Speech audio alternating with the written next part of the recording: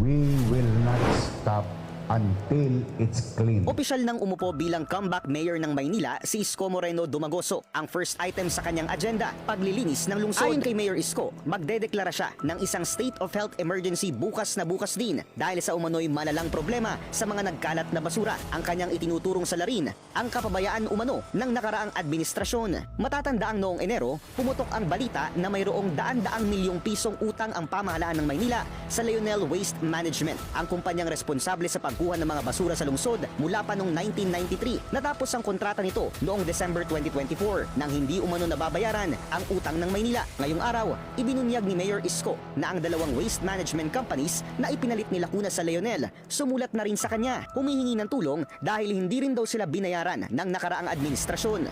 Ayon kay Mayor Isko, aabot na sa halos 1 bilyong piso yung kinakailangang bayaran ng Manila LGU patungkol sa garbage disposal and collection. Ngayong araw, nagsimula ng mangolektang muli ng mga basura ang Leonel Waste Management. Ang mga operasyon magpapatuloy mula alas 2 ng hapon hanggang gabi. Kahit si Mayor Isko sasama raw sa inspection mamayang 9 p.m. Pangako ni Mayor Isko, hahabulin nila ang lahat ng dapat na mapanagot sa anilay mismanagement ng waste disposal ng lungsod. Magsasampa raw sila ng criminal at administrative cases. Oras na mapatunayang may naganap na korupsyon sa nakaraang administrasyon. Ay, magandang araw sa ating mga barangay chairman, kagawad, secretary treasurer, tanod, XO, mga BHW at lahat ng kawani ng ating barangayan sa 896 barangays in the city of Manila. Na hinihikayat ko po kayo, pati ang mga SK chairman at SK kagawad, na lumabas at lumahok at tumulong po tayo sa ating citywide clean up and declogging operations. Alinsunod sa aking nilagdaan na Executive Order number 3. No? At ito po ay linggo-linggong gawain para sa ating komunidad. At maging habit natin ang mapanatiling malinis ang ating mga drainage system at paligid. Magsasagawa tayo rin ng mga paglilinis sa estero, kanal at kalsada. Kasabay po niyan ang inyong DPS, City Engineering Office and MDRRMO. Pagkatapos ng mga aktibidad ng alas 11 ng umaga, mangyaring i-post nyo po ang inyong mga litrato o videos ng aktibidades na ginawa natin ayon sa alinsunod o pagsunod sa Executive Order number 3 na aking pinirmahan. At ito ang hashtag natin. Linis ko Maynila, hashtag, and hashtag Make Manila Great Again. Muli, ako'y buong kababaang loob na nakikisuyo sa inyo. Magtulong-tulong tayo. Ibangon natin ang ating lungsod at gawin nating maaliwalas, malinis at panatag ang pamumuhay para sa ating mga kababayan dito sa Kapitolyo ng bansa. I cannot do it alone. I need you. I need everyone's cooperation because together we can make Manila great again. Maraming salamat po sa inyo.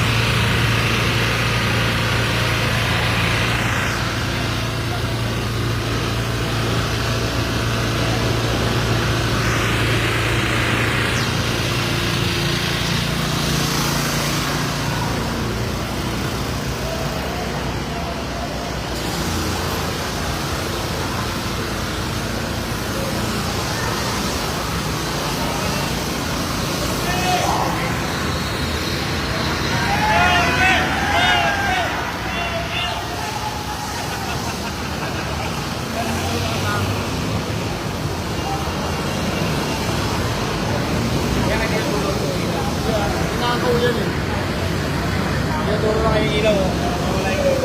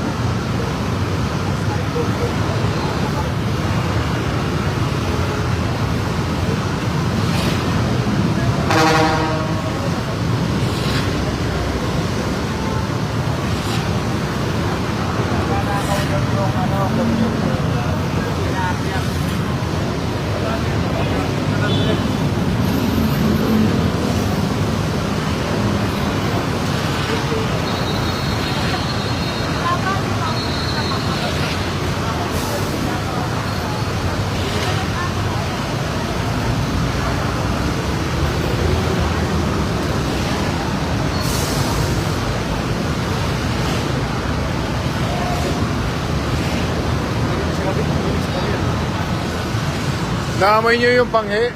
Panghi. Kaya nga pinapatlas. Walang ilaw kasi.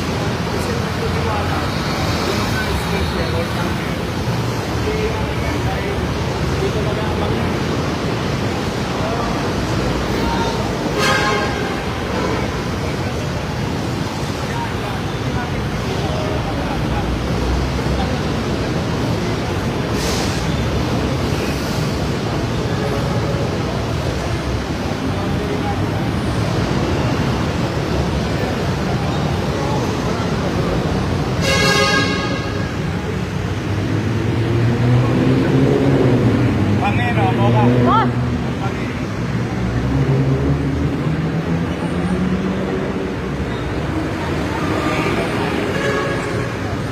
Pinapla nila.